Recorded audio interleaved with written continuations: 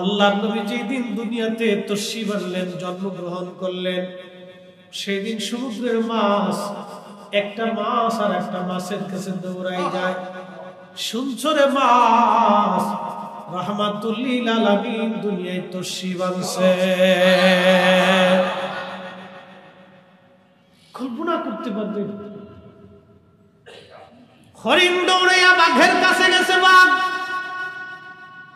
হরিণ দৌড়াইয়া বাঘের কাছে গেছে, বাঘ শুনছিস রাহমাতুল লিল আলামিন তশরিফ আনছে দুনিয়ায়।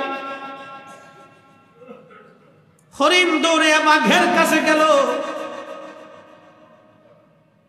ব্যাঙ দৌড়াইয়া সাপের কাছে গেল, সাপ শুনছিস রাহমাতুল লিল আলামিন দুনিয়াতে আসছে। রাসূল যেই রাত্রিবেলা আগমন করেছিলেন, সমগ্র সৃষ্টিগুলি আন্দোলিত হয়েছিল। কাজী নজরুল কত চমৎকার কবিতার সঙ্গে তিনি লিখেছেন, ত্রিভুবনের প্রিয় মুহাম্মদ এলো রে দুনিয়ায়, রে সাগর আকাশ বাতাস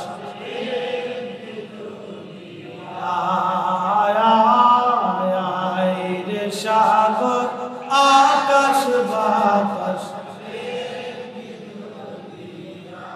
কবি কত চমৎকার ভাষায় বললেন, কিন্তু কবি তো কোনো মাদ্রাসায় পড়ে নাই।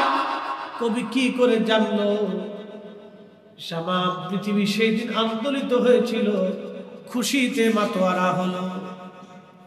কবিতার ছন্দে নবীর প্রেমে কি চমৎকার ভাষায় তিনি লিখলেন। আর আমাদের দেশের কিছু মোল্লা কোরআন হাদিস পড়েও তালাশ করে পায় না। আফসোস, হতভাগা হতভাগা। কোরআন পড়ছে কিন্তু কোরআন বুঝে না। হতভাগা হাদিস পড়ছে, হাদিস বুঝে না। উম্মত হয়েছে, নবী ছিলেন। এর ঠিক বড় বদনসিব পৃথিবীতে কি হতে পারে? আবু জাহেল রাসূল কারীমের চাচা ছিল কিন্তু চিনে না। আবু লাহাব নবীর চাচা ছিল কিন্তু চিনে না। উতবা শাইবা মুগীরা নবীর চাচা ছিল কিন্তু চিনে না। কিন্তু বেলাল চিনে ফেলছে। আল্লাহু আকবার। শুধু চিনেই নাই, চিনতে চিনতে পিঠে চামড়া দিয়েছে, রক্ত দিয়েছে, অত্যাচার সহ্য করেছে। এমন ভাবেই চিনেছে যে হযরত বেলাল নবী আল্লাহ তাকে নবীর মসজিদের মুয়াজ্জিন বানিয়ে। আপনি জানেন তার আযানে এত ফুয়ুজুদ, জান্নাতের ভিতরে আল্লাহ জান্নাতীদেরকে তার আযান শোনায়। আল্লাহু আকবার। মেহশরের মাঠে तमाम হাসরবাসীদেরকে আল্লাহ বেলালের আযান শোনাবে। ও বেলাল, আযান দাও আজকে। কিন্তু রাসূল করিমের আশেপাশে চাচা ছিলেন, একজন খিতদাস ছিলেন।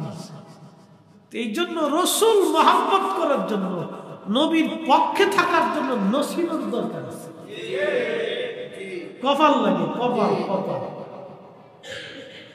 কপাল লাগে, কপাল। বনের পশু, আকাশের পাখি, तमाम সৃষ্টির যত মাছ, বিরাট বড় বড় মাছ, ছোট মাছের কাছে ছোট মাছ, বড় মাছের কাছে तमाम সৃষ্টির মধ্যে সেই দিন আর কোনো বৈষম্য নাই, কোনো শত্রুতা নাই। সব একাকার হয়ে গেল। সবার একটাই বাক্য, শুনছো রাহমাতুল লিল আলামিন আজ ধরা ধামে তশরিফ এনেছে। শুনছো নবী বুঝি আসছে, নবী আসছে। শুনছো নবী আসছে আজ।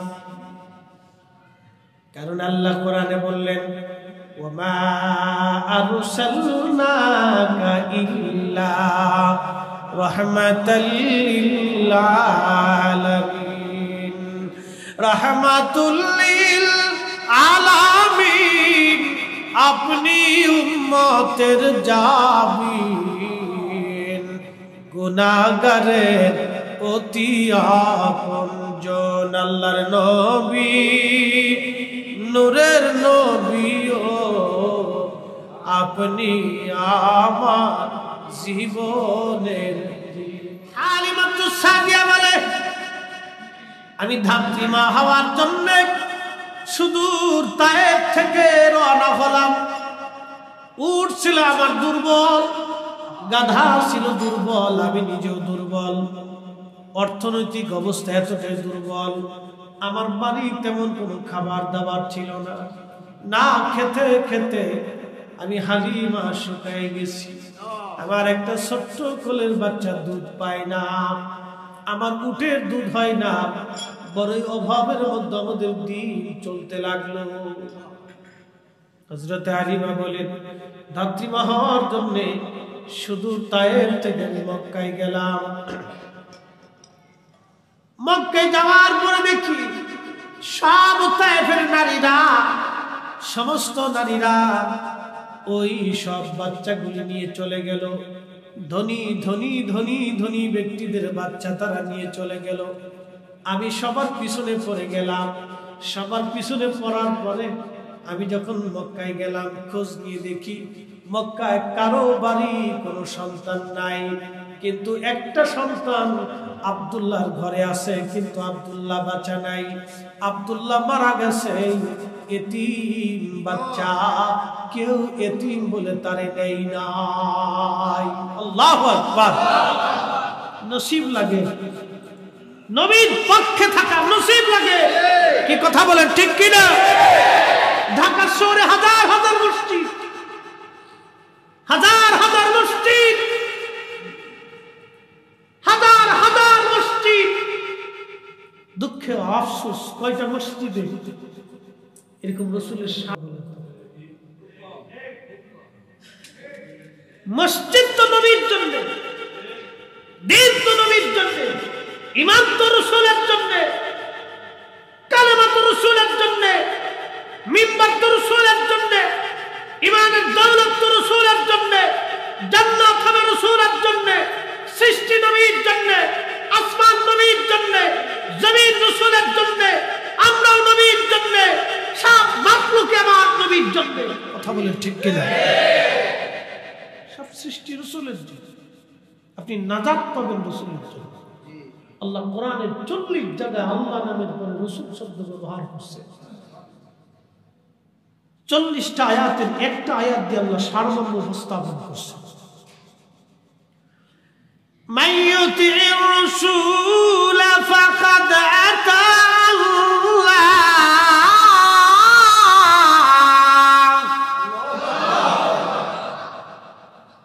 আল্লাহ বললেন নবীর ইত্তেবা হলে আল্লাহর ইত্তেবা হয়ে যায়।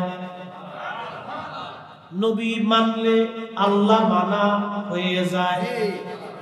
নবী খুশি করলে আল্লাহ খুশি করা হয়। নবীর দলে থাকলে আল্লাহর দল হয়ে যায়। ঠিক কি না? নবীর গোলামি করলে আল্লাহর গোলামি হয়ে যায়। কি চমৎকার কথা না? আমার দেশে আর এক কথা বলে দিয়েছে, এটারা কয় যে আমরা আল্লাহর গোলাম, নবীর গোলাম না। আল্লাহ বলছেন নবীর গোলাম না হওয়া পর্যন্ত আল্লাহর গোলামি হবে। হতভাগা। নবী পাইতে হলে কি লাগে? নসিব লাগে। কথা কর না, কি লাগে? নসিব লাগে। সে পড়ি আল্লাহুম্মা সাল্লি আলা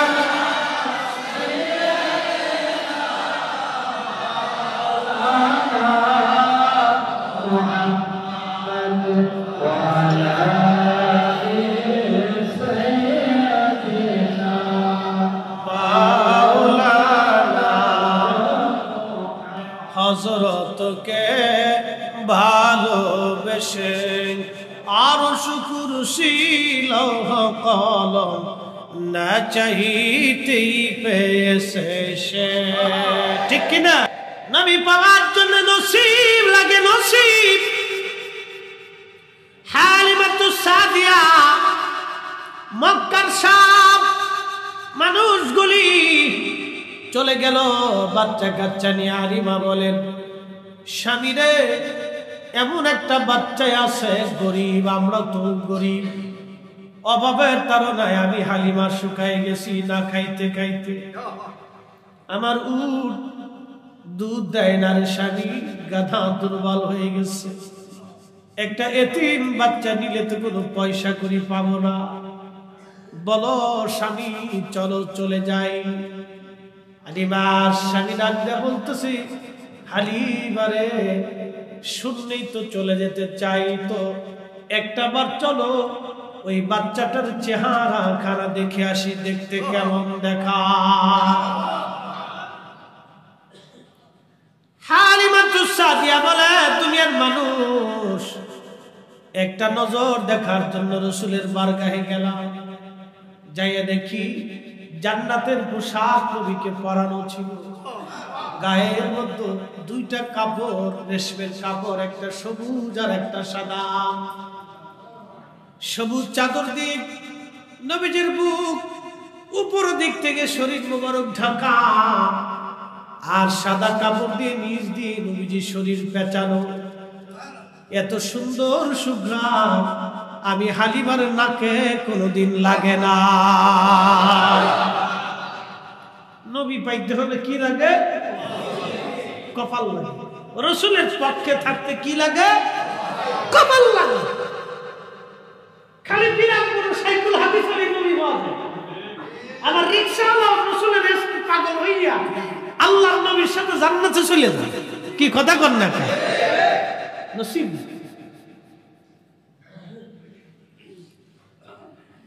গভীর মনোযোগ। হযরত হালিমা বলে, আমি যখন রসুলের সামনে দাঁড়াইলাম, দোলনার ভিতরে নবী। এত সুন্দর মানুষ হতে পারে, মানুষ এত সুন্দর হতে পারে, আমি হালিমার কল্পনা তো ছিল না মানুষ এত সুন্দর।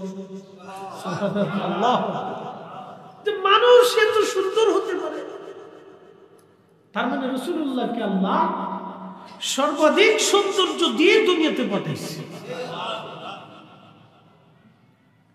হযরত হালিমা সাদিয়া রাদিয়াল্লাহু আনহা বলতেছে, এত সুন্দর মানুষ হতে পারে কল্পনাতেই ছিল, এত সুন্দর। নাস্তিকের দল রাসূলুল্লাহর চরিত্র দিয়ে বাজে কথা বলে। হাই হাই, আল্লাহ রসুলকে আল্লাহ এতটাই সৌন্দর্য দিয়েছিলেন যে পৃথিবীর যে কোনো মানুষ দেখলে মোহিত হয়ে যেত। আল্লাহ রসুল ইচ্ছা করলে আরবের বাছাই করা সুন্দরী কুমারী নারী বিয়ে করতে পারতেন। নবীকে আল্লাহ এতটাই সৌন্দর্য দিয়েছিলেন, ইচ্ছা করলে আরবের বাছাই করা কুমারী নারী বিয়ে করতে পারতেন। কিন্তু তিনি বিয়ে করছেন কি 40 বছরের এক নারী। আল্লাহ, আগে আরো 3টে বিবাহ হয়েছে। আমাদের আম্মা জান খাদিজাতুল কুবরা তাহেরা তাইয়্যিবা, তিনি বিয়ে করলেন 40 বছরের একজন নারী, বয়স হল 25। নাস্তিকের দল বলে রাসূলুল্লাহ নিজের কাম খায়েশ পুরা করার জন্য অধিক বিয়ে করেছিল। তার মানে বোঝা গেল ওরা ওদের একটা পরিচয় প্রকাশ করে, ওদের তো একটা পরিচয় আছে। পরিচয়টা কি? মনে রাখবেন, জেনে রাখবেন, আল্লাহর হাবিবের ইজ্জতে মহান সম্মানের হানি করার জন্য যারা উঠে পড়ে লাগে, প্রত্যক্ষ পরোক্ষ ষড়যন্ত্র করে কথা বলে। আল্লাহ বলেন, উতুল্লিম বাদা যালিকা জানিব। ও নবী, আপনি জেনে রাখেন, শুনে রাখেন, বুঝে রাখেন, আপনি নবীর চরিত্র নিয়ে, আপনি নবীর ইজ্জত নিয়ে যারা সিনিমিনি খেলতে চান, এদের প্রত্যেকের জন্মের ভিতরে ভেজাল আছে। ফয়সালা আমার না আল্লাহ? ওরাও তাদের একটা পরিচয় দেয় যে তোমরা শুনো, আমরা যে মুহাম্মদ সাল্লাল্লাহু আলাইহি সাল্লামের ইজ্জত নিয়ে বাজে কথা বলি, আমরা নাস্তিকদের একটা পরিচয় আছে। কি পরিচয়? আমরা জন্মটা আতারে পাতারে জোরে জঙ্গলে হোটেলে মোটেলে অবৈধভাবে শিয়াল কুত্তার মতোই হয়েছে। কথা বুঝেন নাই মনে হয়? আল্লাহ, ওদের পরিচয়টা প্রকাশ করে দিচ্ছে। আমরা জানতাম না ওরা পরিচয় প্রকাশ করে দিচ্ছে। প্রিয় মুসলমান, হযরত হালিমা বলে মানুষ এত সুন্দর হতে পারে কখনোই কল্পনায় আমার আসে নাই। একটা নজর দেখে আমি হালিমা পাগল হয়ে গেলাম। স্বামীকে ডাক দিয়ে বললাম, স্বামী আমার, টাকা পাই আর না পাই, বিনিময় হোক আর না হোক, এই বাচ্চার না আমি হালিমা তায়েফে ফিরে যাব না। হালিমা বললেন, দুনিয়ার মানুষ, নবী ঘুমোচ্ছিল দোলনার ভিতরে, বুকের উপর থেকে জান্নাতের সবুজ রেশমের কাপড় আমি সরাইয়া আমি আমার হাত বক্ষ বরাবর আলতো আলতো করে আমি মেসেজ করতেছিলাম যাতে ঘুম ভাঙে নবী। আমি যখন রাসূল কারীমের বক্ষ বরাবর হাত আলগো আলগো ভাবে আমি মেসেজ করতেছি, তখন আল্লাহর নবীর ঘুম ভেঙে গেল। আমার দিকে তাকায় নবীজি একটা মুস্কি হাসি দিল। ওই হাসিতে আমি হালিমা আরো পাগল পারা হয়ে গেলাম। ত্রিভুবনের প্রিয় মুহাম্মদ এলো রে দুনিয়ায়, রে সাগর রে দুনিয়ায়, রে সাগর আকাশ বাতাস।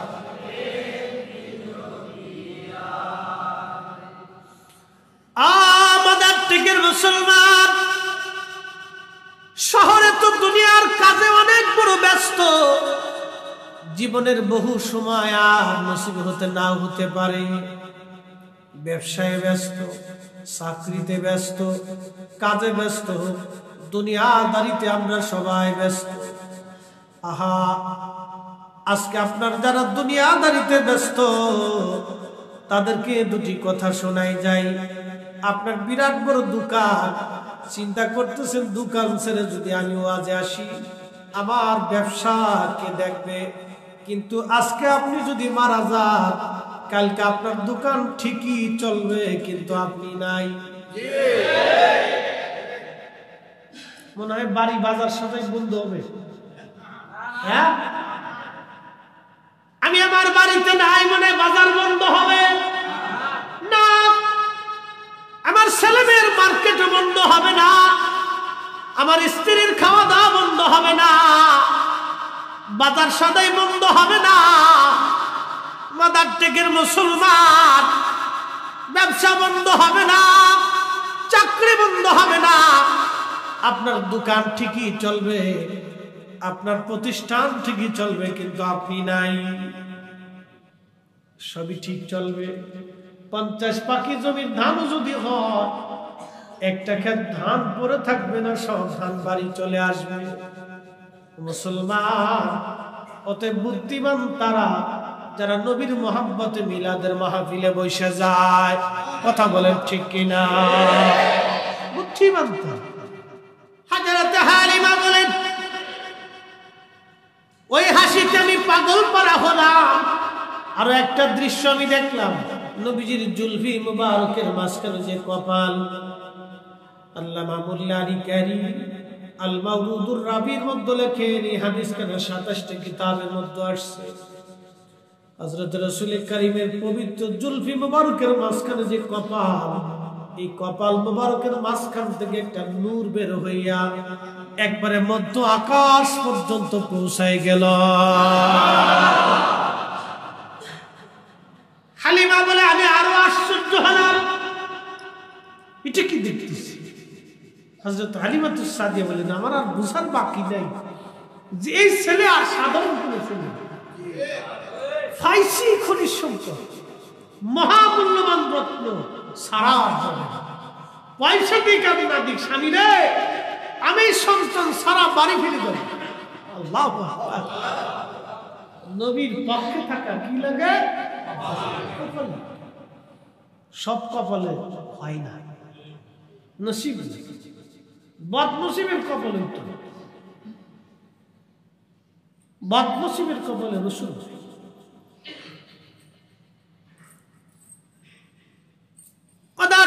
মুসলমান,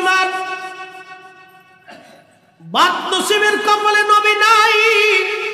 হালিমাতুস সাদিয়া বলে, দুনিয়ার মানুষ, আমি ওই কপালে চুমা খাইলাম, চুমা খাওয়ার পরে আল্লাহর নবীকে বুকের মধ্যে নিলাম, কোলের মধ্যে নিলাম। কোলে যখন নিছি ছিলাম দুর্বল, হয়ে গেলাম আমি সবল। আল্লাহু আকবার। ছিলাম দুর্বল, হয়ে গেলাম আমি সবল। আমি যখন কোলের মধ্যে নিছি, আমার উট দুর্বল ছিল, আমার স্বামী দৌড়াই গেছে উট দহন করার জন্য। উট দহন করতে যাওয়ার পরে আমার স্বামী বলেন, আমি পাতিল ভর্তি করে উট দহন করে দুধ দহন করে নিয়ে আসলাম। আমরা সারা রাত ভরে পেট ভরে দুধ পান করলাম। স্বামী আমার ডাক ডাকা, হালিমা, এই ছেলে সারা আমি তায়েফে ফিরে যাব না। আল্লাহু আকবার। এই জন্য আল্লাহ কোরআনে বললেন, ওয়ামা আরসালনাকা, আপনাকে পাঠাইছি ইল্লা রাহমাতাল লিল আলামিন, সমস্ত জগতের রহমত বানাইয়া। জোরে বলা যাবে আল্লাহু আকবার। মাছের জিকির করে কার? মাছ জিকির করে কার? গাছের জিকির করে কার? সব সৃষ্টি জিকির করে কার? আলাম তারা আন্নাল্লাহা ইয়াসজুদু লাহু মান ফিস সামাওয়াতি ওয়া মান ফিল আরদ। আল্লাহ বললেন, আসমান ও জমিনের ভিতরে যা কিছু আছে সব কিছু আল্লাহকে সিজদা দেয়। ইউসাব্বিহু লিল্লাহি মা ফিস সামাওয়াতি ওয়া মা ফিল আরদ। সাত আসমান, সাত জমিন, সাত আসমান, সাত জমিনের মধ্যে যা কিছু আছে সব কিছু জিকির করে কার? আল্লাহ জিকির করে কার? সুবহানাল্লাহ কি বাড়ি গিয়ে আল্লাহু আকবার। কথাটা বুঝে যাবে। ইন্নাল্লাহা ওয়া মালাইকাতাহু ইউসাল্লুনা আলান নবী। সব সৃষ্টি জিকির করে কার? সব সৃষ্টি স্মরণ করে আল্লাহকে, স্মরণ করে আল্লাহকে। আর আমার নবীজি এক সেকেন্ডের জন্য নবীর স্মরণ আল্লাহ বাদ দেয় না। হুজুর, আমি আপনাকে ভুলে যাই না, সব সময়ের জন্য আপনার উপর আমি আল্লাহ সাকিনা রহমত নাজিল করতে থাকি। একটা সেকেন্ডের জন্য নবীকে ভুলে নাই, আর কখনো আল্লাহ ভুলবেন না। একবার বলেন আল্লাহু আকবার। এই ইজ্জত মনে আমরা ভোট দিয়ে দিছি, আমরা ভোটে হইছি। আল্লাহু আকবার। সব সৃষ্টি জিকির করে কার? আল্লাহ। সব সময় নবীকে স্মরণ করতে থাকে, এটা এক জিকির। চিন্তা করে। আর আমরা মিলাদুন নবীর মাহফিল করলে অনেকে শরীরের মধ্যে বিরাট চুলকানি শুরু হয়েছে, পুরি অ্যালার্জি হয়েছি। বাপরে বাপ, অ্যালার্জি কারে কারে? নবীর শানের আলোচনা শুনলে শরীর আর সহ্য হয় না। ও কেমনি এখান থেকে বেরিয়ে যাবে, মানে শয়তানি ওর সারা শরীরের গাইতে বইছে। শয়তান তিনবার কেঁদেছিল। আল্লাহ থেকে বিতাড়িত হওয়ার পরে একবার কেঁদেছে, সূরা ফাতিহা নাজিল হওয়ার সময় একবার কেঁদেছে। আর আমার নবীজি দুনিয়াতে তশরিফ যেদিন রাখছে, শয়তান এত পরিমাণে কাঁদছিল যে কান্নার শয়তানের বন্ধ হয় নাই, এত পরিমাণে কাঁদছে। মনে রেখেন যে কথা বলছিলাম, সৃষ্টির সব প্রাণী, মাছ, তরুলতা লতা, জলচর, স্থলচর, সমস্ত প্রাণী। হরিণ দৌড়ে বাঘের কাছে যায়, বাঘ শুনছো নবী আসছে, শুনছো নবী আসছে, একটা প্রাণী আর এক প্রাণীর কাছে যায়, শুনছো নবী আসছে, সারা পৃথিবীর মধ্যে খুশি রাত পড়ে গেল, এক পাশে শয়তান বসে বসে খালি কাঁদতেছে। সব সৃষ্টি রবিউল আউয়াল মাসের 12 তারিখ শুরু, সাদিকের সময় পৃথিবীতে নবী যখন তশরিফ আনছেন, জন্মগ্রহণ করেছেন, তাম সৃষ্টি খুশিতে আন্দোলিত হয়ে গেল, তাম সৃষ্টি খুশিতে আন্দোলিত হয়ে গেল। শয়তানে এক পাশে বসে বসে কাঁদতেছে। কান্দে কেডা? বেজার কেডা? বেজার কেডা? খুশি কেডা? সব সৃষ্টি। মারহাবা কর। বেজার কেডা? ঈমানদার যারা, তারাও নবী পেয়ে খুশি। কথা কোন ঠিক কিনা? লাকাদ মান্নাল্লাহু আলাল মুমিনিন।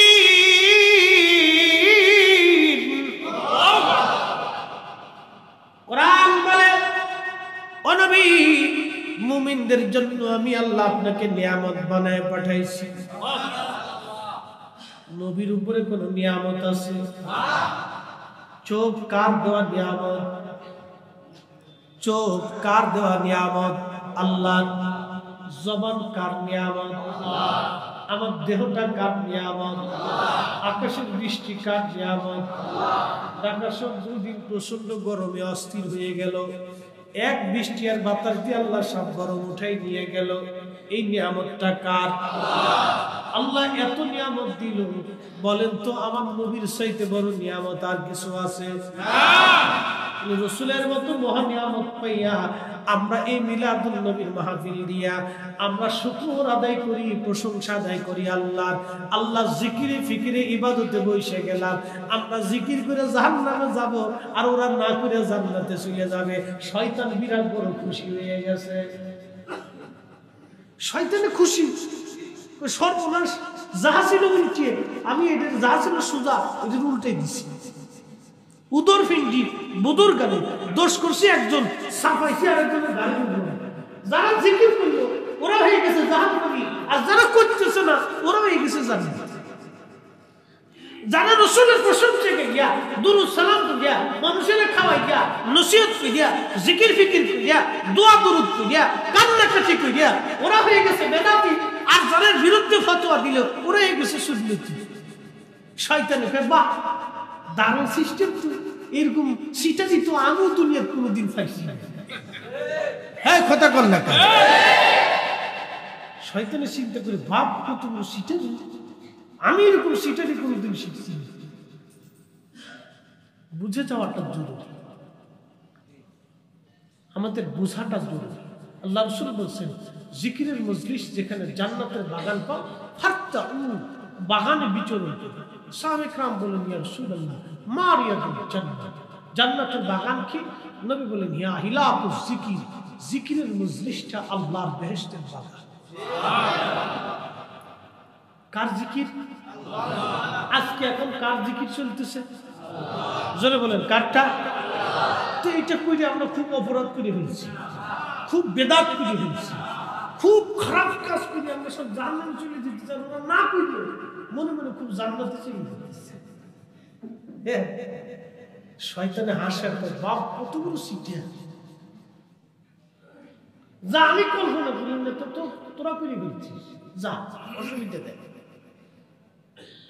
বুঝাটা জরুরি যে মাটির উপরে আজ বসে আছি, আগামী দিন এই মাটির নিচে ঘর হবে। কথা ঠিক কিনা? চির সত্য যে মাটির উপরে আজ বসে আছি, আগামী দিন এই মাটির নিচে আমাদের ঘর হবে। রাসূল করিম সাল্লাল্লাহু আলাইহি সাল্লাম পৃথিবীতে এসেছিলেন, ওনার আশাটা আমাদের জন্য এত বড় নিয়ামত। ওনার আশাটা, ওনাকে আল্লাহ পৃথিবীতে পাঠিয়েছেন এই মানব জাতির ভিতরে, আমাদের মাঝে, আমাদের ভিতরে মানসীয় খুশুসিয়ত, মানবীয় সুরত দিয়ে নবীকে আল্লাহ পৃথিবীতে আমাদের মাঝে পাঠিয়েছেন। এটা আমাদের 7 জন্মের ভাগ। যদি আল্লাহ জিন জাতির মধ্যে পাঠাইতেন তা আমরা বদনসিব হয়ে যেতাম। কি কথা কন না কেন? যদি ফেরেশতা জাতির মধ্যে পাঠাইতেন আমাদের বদনসিব হয়ে যেত। এটা আমাদের 7 জন্মের ভাগ্য যে রাসূলুল্লাহ আল্লাহর হাবিব সাহেব জান্নাত সাহেব মেহসার মাকামে মাহমুদ আলা, তিনি সেই নবী সৃষ্টির প্রারম্ভ থেকে কিয়ামত পর্যন্ত যত মানব, যত জিন, যত ফেরেশতা, যত মাখলুক, যত জীব, যত সৃষ্টি সব আল্লাহর সামনে হাসরের ময়দানে মাথা নত করে দাঁড়িয়ে থাকে। কোটি কোটি ফেরেশতা, কোটি কোটি জীব, কোটি কোটি মানব জাতি সেই দিন থরথর করে আল্লাহর সামনে মাথা নত করে সিজদায় করে কাঁপতে থাকবে। আল্লাহর নবীরা পর্যন্ত সেই দিন কপাল ভাঁজ করে যাবে, হাঁটু গেড়ে বসে যাবে, চিন্তিত হয়ে যাবে। আল্লাহর কাহ্হারিয়ত দেখে সব সৃষ্টিগুলি সেই দিন অঝোর ধারায় পেরেশান হয়ে যাবে, ঘরমুক্ত হয়ে যাবে, চিন্তায় পেরেশানিতে কাঁচা চুলগুলি পেকে যাবে, যুবক বৃদ্ধ হয়ে যাবে। সেই দিন আমার নবী একমাত্র সেই রাসূল যাকে রওজা শরীফ থেকে ৭০,০০০ ফেরেশতার বেষ্টনী দিয়ে জান্নাতের পোশাক পরিয়া আল্লাহ তার আরশে মুআল্লার নিচে মাকামে মাহমুদে অবস্থান করাইয়া নবী সিজদায় পড়ে শুধু একটা বাক্য বলবে, ইয়া রাব হাবলি উম্মতি, হে আল্লাহ আমার উম্মত গুনাহ করে ফেলছে। আল্লাহ বলবে, হাবিব বিরাট করে মেহসর কায়েম করছি চোখের পানির জন্য না, কি চান আপনি বলেন, আমি ওয়াদা করছিলাম আপনি যা চাবেন আমি তাই দিব। হাবিব কি চান? রাসূলের একটাই বাক্য, ইয়া রাব হাবলি উম্মতি, আল্লাহ আমার উম্মত গুনাহ করে ফেলছে, আমার উম্মত গুনাহ করে ফেলছে। আল্লাহ বলবে, হাবিব যান, আপনার যাকে খুশি তাকে নিয়ে জান্নাতে চলে যান।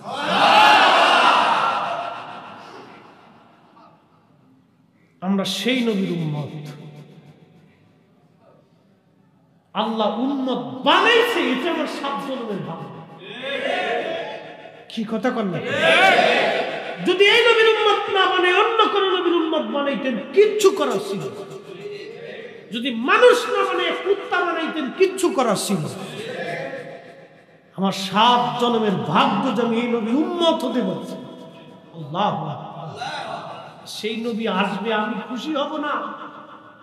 তুমি ফতোয়া মেরে দিয়ে বন্ধ করবা, তোমারও ফতোয়া সাতার দেখার টাইম আমাদের নাই। হ্যাঁ তো করে বলেন ঠিক কি না?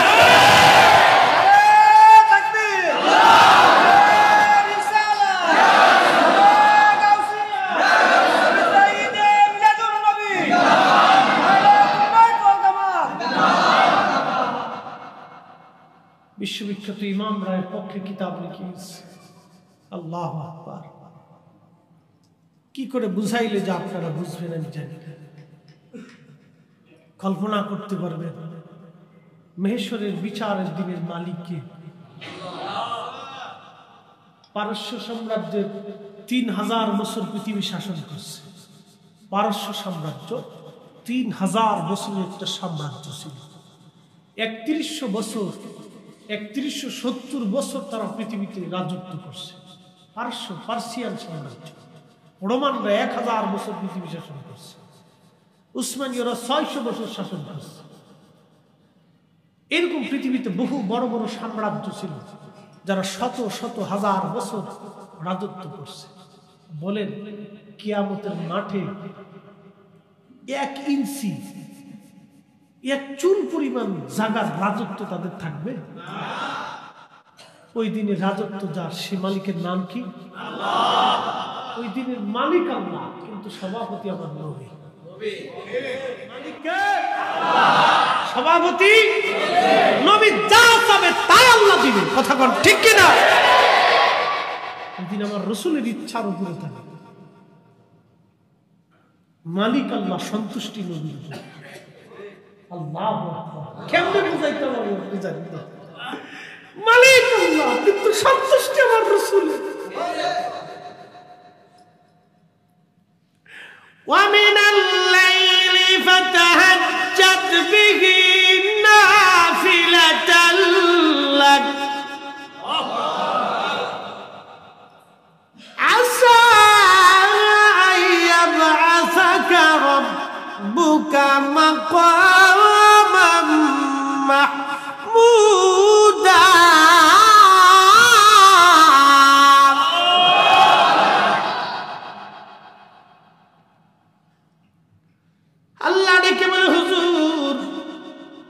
তাহাজ্জুদ পড়েন আপনি, কি পড়েন? তাহাজ্জুদ আপনি পড়েন, এটা আপনার জন্য অতিরিক্ত করে দিছি নবীজি। আপনি তাহাজ্জুদ পড়ার কারণে আপনার একটা পুরস্কার আমি দিয়ে দিব। আসা আইয়াবআসাকা রাব্বুকা মাকামাম মাহমুদা। কাজী নজরুল চমৎকার তার ভাষায় তিনি কবিতার ছন্দে লিখেছেন, শ্রেষ্ঠ নবী দিলাম রে তরিয়ে নিতে রোজাহাসরে, শ্রেষ্ঠ নবী দিলাম রে তরিয়ে নিতে রোজাহাসরে, পথ না ভুলি তাই তো দিলে পাক কুরআনের বাণী। খুদা তোমার খোদা সুন্দর ফুল সুন্দর ফল মিঠা নদীর পানি, খোদা খোদা তোমার তুমি কতই দিলে রতন ভাই বাড়াদার পুত্র স্বজন, ক্ষুদা পেলে অন্ন জুগাও মানি চাই না মানি, খুদা তোমার খুদা তোমার সুন্দর ফুল সুন্দর ফল মিঠা নদীর পানি, খোদা খোদা তোমার মাদার টেকের মুসলমান খুবই মনোযোগ। আল্লাহ বললেন, হাবিব তাহাজ্জুদ আপনি পড়েন, একটা বেনিফিট আমি আল্লাহ আপনাকে দিলাম। শুনে কিয়ামতের মাকামে মাহমুদ ওয়ালা আপনারে বানাইলাম। মাকামে মাহমুদ আল্লাহ আরশে মুআল্লার ডান পাশে আবার নবীর জন্য একটা আসন বরাদ্দ হবে। तमाम সৃষ্টি আল্লাহর সামনে মাথা নত করে থাকবে, আর আমার আল্লাহ তার নবীকে তার ডান পাশে উপবেশন করাইয়া মহা ইজ্জতওয়ালা বানাইয়া সম্মানিত বানাইয়া আমার আল্লাহ তার পাশে বসায় রাখবেন। চিৎকার মেরে বলা যাবে কি ইয়া রাসূলুল্লাহ। আমাদের ভোটে আমাদের ভোটে আল্লাহ তার রাসূলকে ভালোবাসে। কি বাসে? ভালোবাসে। আল্লাহ তার নবীকে ভালোবাসে, এতই পরিমাণে ভালোবাসে, এত পরিমাণে ভালোবাসে আল্লাহ নবীজির চাচা আবু তালিব কালেমা পড়েন নাই, কিন্তু জাহান্নামের মধ্যে সবচেয়ে কম আযাব যার হবে তার নাম নবীর চাচা আবু তালিব। কারণ কি? দুনিয়ার কোন নেক কারণে তার এত কম আযাব হবে? কারণ কি? ইমাম সুয়ুতি আল-হাবিল ফতোয়া মাসালিকুল হুনাফা বিওয়ালিদাইল মুস্তাফার মধ্যে লেখেন, শুধুমাত্র রাসূল কারীমকে ভালোবাসার জন্য নবীজির আম্মা জান মারা গেলেন, ইন্তেকাল করলেন। দাদার হাতে লালন পালন, দাদা দায়িত্ব দিলেন একজন চাচা, তার নাম ছিল জুবাইর। তার দায়িত্ব দেওয়ার পরে কিছুদিন থাকার পরে তিনি মারা গেলেন। তিনি দায়িত্ব দিলেন আবু তালিবের হাতে। নবীজির এই চাচা আবু তালিব এবং আব্দুল্লাহ দুইজন একই মায়ের সন্তান ছিল। হযরত আব্দুল্লাহ এবং আবু তালিব তারা দুইজন একই মায়ের সন্তান, মোহাব্বতটা একটু বেশি। আবু তালিব নবীকে কাছে নিয়ে ঘুমাইতেন, চাচা ভাতিজার সন্তানের মতো আদর করতেন, এক বিছানায় ঘুমাইতেন চাচা ভাতিজা। চাচা কখনো ভাতিজারা আলাদা করতেন না, একসাথে খাইতেন। খাইতে বসলেন নবীকে সাথে নিয়ে খাইতে বসতেন। ঘুমাইলে নবীকে সাথে নিয়ে ঘুমাইতেন, সফরে গেলে নবীকে সাথে নিয়ে সফরে যাইতেন, গোসলে চার ভাতিজাকে গোসল করায় নিজে হাত দিয়ে গোসল করাইতেন। তারিখের মধ্যে আসছে আবু তালিব নবীকে সন্তানদের চাইতে বেশি আদর করতেন আর ভালোবাসতেন। আহা, এই চাচার ইন্তেকাল হয়ে গেল, কিন্তু তিনি কালেমা পড়েন নাই।